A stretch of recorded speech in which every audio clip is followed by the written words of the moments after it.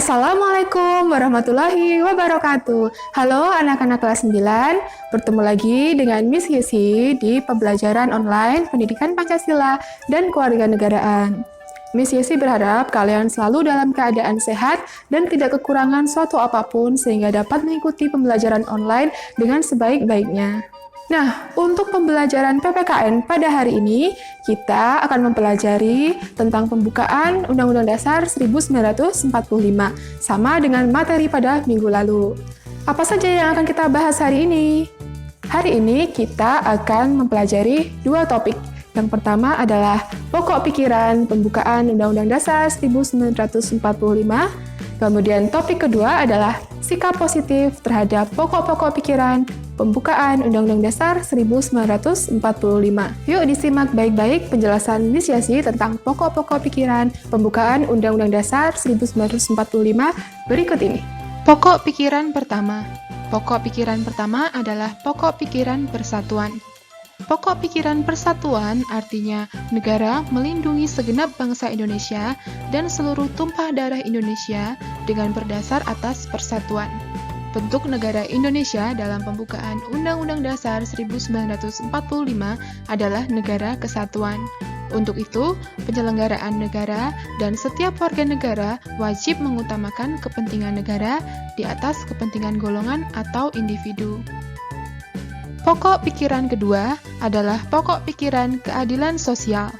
Pokok pikiran kedua berarti negara hendak mewujudkan keadilan sosial bagi seluruh rakyat Indonesia yang merupakan cita-cita Republik Indonesia. Keadilan sosial yang dimaksud didasarkan pada kesadaran bahwa manusia memiliki hak dan kewajiban dalam kehidupan bermasyarakat. Guna mewujudkan keadilan sosial, pemerintah dapat menentukan jalan atau aturan didasarkan pada Undang-Undang Dasar 1945. Pokok pikiran ketiga adalah pokok pikiran kedaulatan rakyat.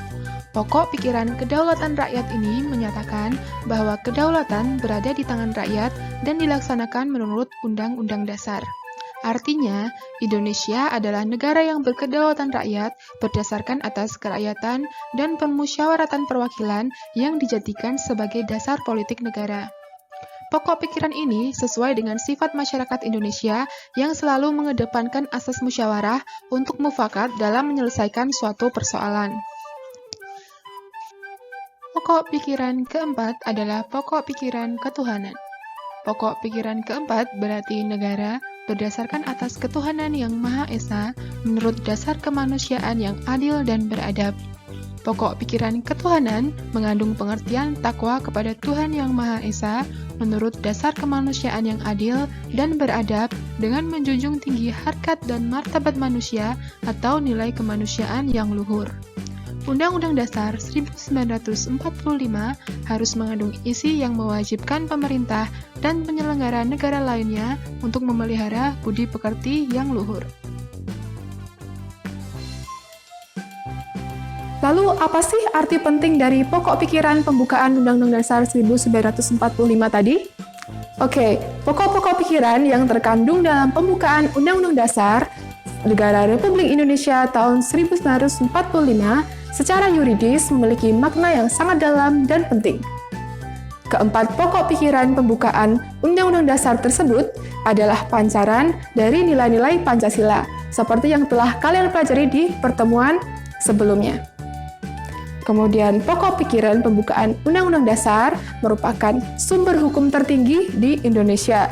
Untuk itu, konsekuensinya adalah pokok-pokok pikiran yang terkandung dalam keempat alinea pembukaan Undang-Undang Dasar harus dijabarkan ke dalam semua peraturan perundang-undangan yang berlaku di Indonesia. Sebagai warga negara Indonesia dan generasi penerus bangsa, kita harus memiliki sikap positif terhadap pokok-pokok pikiran pembukaan Undang-Undang Dasar 1945. Nah, bagaimana yang dimaksud dengan sikap positif tersebut? Sebagai generasi penerus perjuangan bangsa, kita harus mempertahankan kelestarian pokok-pokok pikiran dalam pembukaan Undang-Undang Dasar 1945.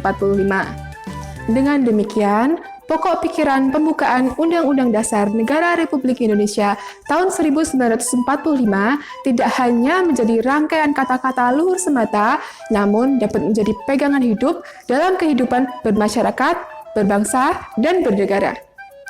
Pokok pikiran pembukaan Undang-Undang Dasar Negara Republik Indonesia tahun 1945 harus diimplementasikan di setiap sendi kehidupan kita. Baiklah, pembahasan bab 2 kita tentang pembukaan Undang-Undang Dasar Negara Republik Indonesia tahun 1945 sudah selesai. Jadi, jika setiap bab sudah selesai, maka minggu depan kita akan melaksanakan ulangan harian. Materinya apa saja?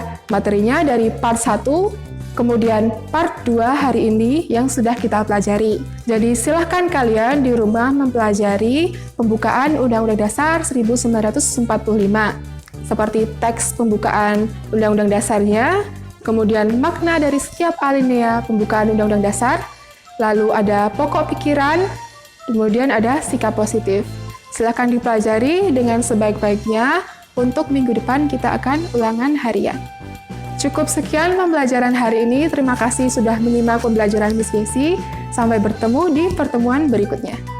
Wassalamualaikum warahmatullahi wabarakatuh.